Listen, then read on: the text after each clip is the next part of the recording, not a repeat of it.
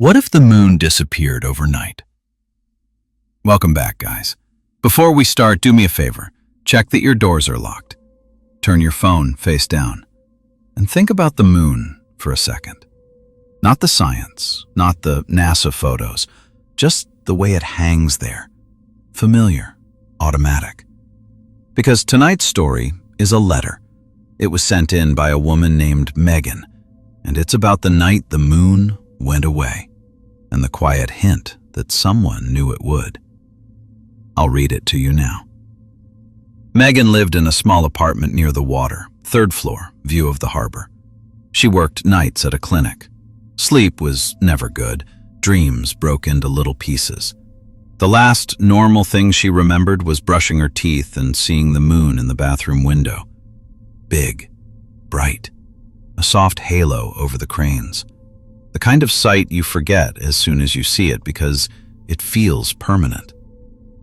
Then she woke up to the building shaking. "It felt like a truck was driving through the hallway," she wrote. "The glasses in my kitchen were rattling. My bed moved. I thought it was an earthquake." The bed frame bumped the wall. Something fell in the next room, a picture frame, maybe. She grabbed her phone from the nightstand. 2:41 a.m. The lock screen was full of red banners. "Emergency alert. Unusual tidal activity. Stay away from coastlines. Seek higher ground." Her phone buzzed again. The same alert flashed, then glitched. The bar at the top flickered. Her little weather widget tried to load the moon phase.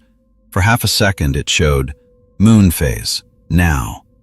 Lunar data. Access revoked." Then it snapped back to a blank gray circle, like an empty button. "I thought it was a bug," she wrote. "Just a bad update." She went to the balcony. Outside, the first thing she noticed was the sound. Not traffic, not wind. Silence. Heavy, thick silence, like the world had been wrapped in cotton. No leaves moving, no waves lapping. Then the sky. It was full of stars, brutal, sharp points of light, more than she had ever seen over the city. But the one thing her brain kept reaching for wasn't there. No moon. Her mind tried to patch it. Maybe it's behind a cloud. Maybe it's lower. Maybe I'm standing in the wrong place. There were no clouds. There was no wrong place. There was just a hole, a black gap where her whole life had trained her eyes to look. Down by the harbor, the water looked wrong, lopsided, too low. Under the white pier lights, wet mud was showing. Boats leaned. The exposed seabed shined, slick and unnatural. Old tires, rusted shopping carts, things that belong underwater, not in the open air. The sea wasn't just low, she wrote. It was leaving. Someone on the balcony 2 floors below cursed into the night. Sirens started up along the road. Not one, not two, a whole ragged choir. Her phone vibrated again. "Tsunami risk. Move inland. Move up." "I was already 3 floors up," she wrote. "I thought maybe I had time." The alert was just text on glass. The water was real. The building's fire alarm screamed to life. People spilled into the hallway in pajamas, hoodies, bare feet, clutching cats, backpacks, one man with a baby swaddled in a towel. On the radio in the lobby, a news anchor spoke in a tight, calm voice. "We are receiving confirmed reports that the moon is not visible from any ground-based observatory. Astronomers are checking for instrument failure. Tidal models show extreme deviations." The broadcast cut to hiss, then jumped back. "Repeat, seek higher ground. This is not a drill." The building manager threw open the door to the stairwell. "Roof!" he yelled. "Everybody who can move, go to the roof!" Megan joined the stream. On the stairs, a girl was on her phone, live streaming. The comments scrolled fast. "Is this fake, bro? We're the moon. Turn the filter off, LMAO. Good effects." Her phone's camera pointed out a dirty stairwell window. The sky out there was black and star-streaked and empty. The roof was crowded. From there, they saw the harbor, the city, the dark edge of the world where water should be. The sea had pulled back so far the pier pylons were naked down to their slimy roots. Boats lay in the muck like dead fish. The smell hit next. Rot, salt, old metal. The smell of everything that had been hidden suddenly dragged into the air. "Someone started praying," she wrote. Someone else kept yelling it was fake, that it was CGI, that we were in a simulation event. I just watched the empty line where the water had been and waited to see what came back. They heard it first. A deep, like a plane or a stadium stampede or 1,000 drums under the earth. Windows down along the street began to tremble. Car alarms blipped on one by one. The first wave showed up as a single black bar at the horizon, racing toward them. It wasn't a neat surf curl. It was a blunt, rising wall that ate lights as it moved. "From the roof it looked slow," she wrote. "Down there, it was fast." It hit the seawall and climbed. Water leaped up and over concrete that had been built for worst-case models. It rushed into streets, grabbed parked cars, spun them like toys. Streetlights flashed, sparked, and died as they drowned. People on the roof screamed. Someone's dog barked until its owner picked it up and clamped a hand over its mouth. The second wave came right behind the first. Taller, angrier, a combination of crashing rebound and ocean basin trying to find a new shape with no lunar hand holding it in place. When it hit, the building shook. Concrete groaned. A few people stumbled. Someone dropped their phone. It slid, skittered, and vanished over the edge. The city went dark, block by block, as substations blew under the water.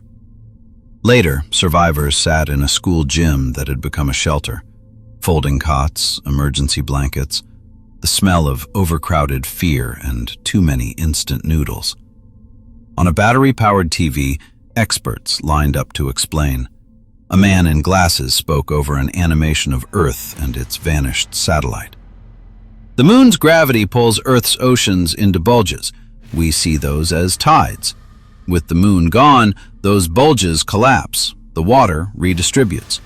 This caused the extreme outflows and the returns you saw." He clicked to another graphic. "Over time, without the moon, our planet's axial tilt will become less stable. Seasons will drift. Animal cycles will be disrupted. Some climates may shift permanently." Megan watched from her cot, arms around her knees. "They talked about redistribution like they were moving files," she wrote. "I was thinking about my clinic sitting full of mud." That night, she walked outside the gym. The sky looked wrong again. Without the moon, the stars weren't gentle. They were intrusive. A bright river of Milky Way clearly visible, something she had never seen from her city before. No soft white disk to soften it, just depth, endless and cold. A stray cat crossed her path and stopped, staring up too. Its fur was puffed, its tail twitched. "The cat hissed at nothing," she wrote. "I wondered how many creatures were screaming inside and couldn't make a sound we know." Weeks passed. The big, violent tides calmed. The worst of the slosh settled. The new normal was lower high tides, altered shorelines, new sandbars where old channels used to be. Far inland, some people only knew it as that weird disaster on the coast and that time the moon went missing on the news. But physics doesn't respect zip codes. Small changes began. Migratory birds showed up in the wrong month. Sea turtles nested too early.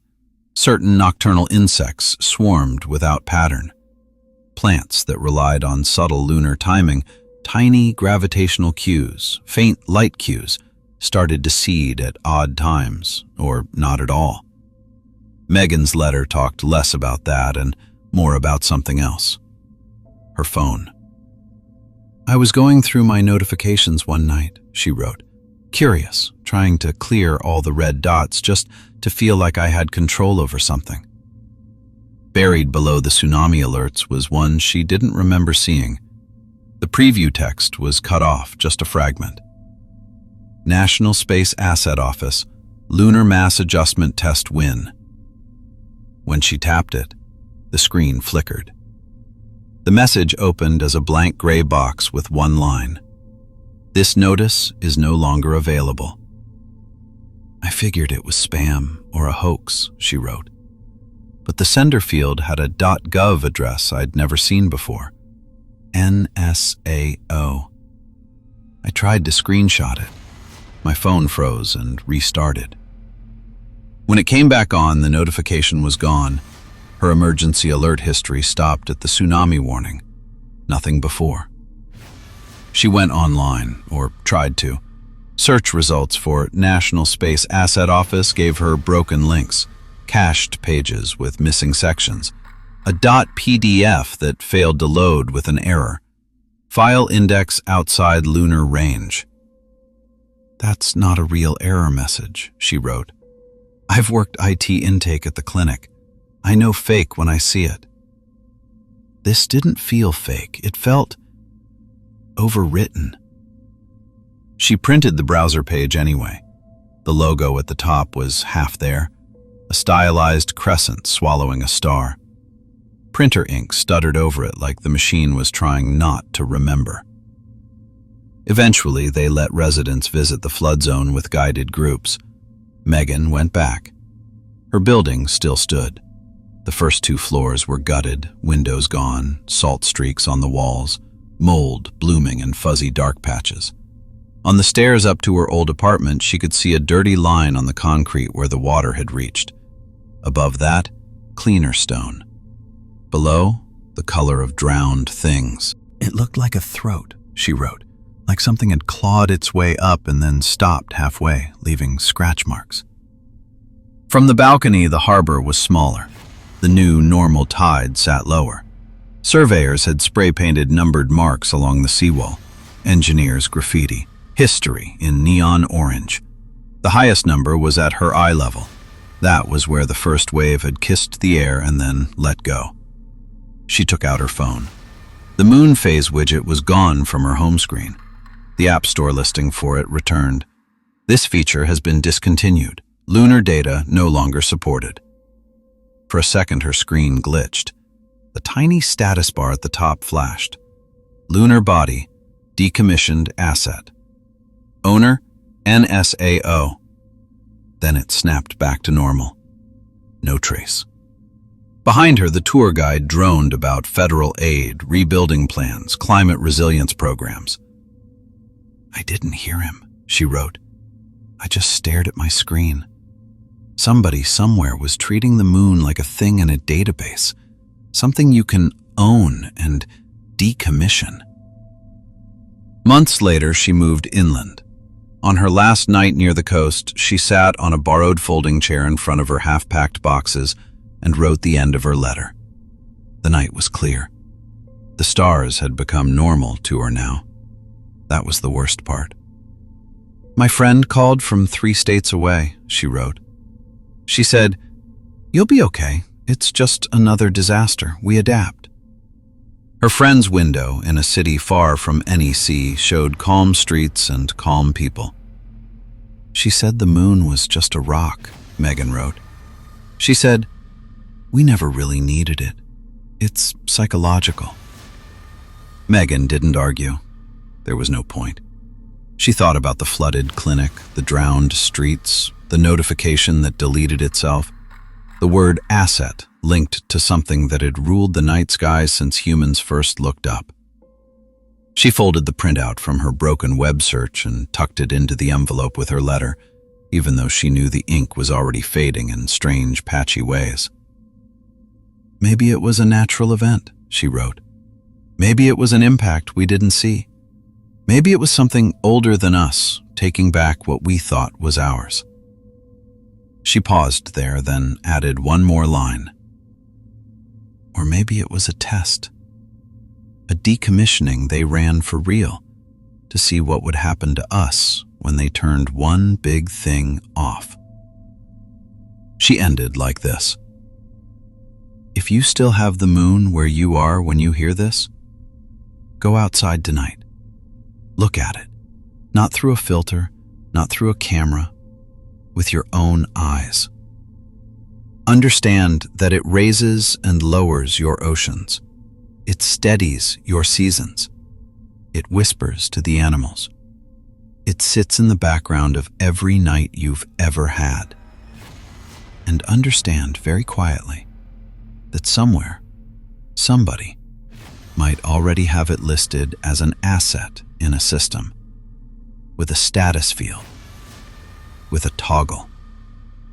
Don't assume, she wrote, that it's yours. That was Megan's letter. The tides settled.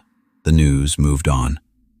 People got used to darker nights, just like they get used to everything else. But if you ever see your weather app glitch, or your moon phase calendar try to load and fail, and some strange system message flashes for a moment, lunar data not found. Just remember this story. And if the moon's still in your sky tonight, hanging there like it always has, do yourself one last favor before you sleep. Look up. Take a good, long look. And don't ever forget how easy it was for Megan to wake up, walk to her balcony, and find it already gone. Thank you for listening to The Storyteller's Moon. If this story touched you, scared you, or kept you on the edge of your seat, don't forget to like, share, and subscribe. Your support keeps the stories alive, and I can't wait to share the next one with you under the moonlight. Until then, may your nights be safe and your dreams unforgettable.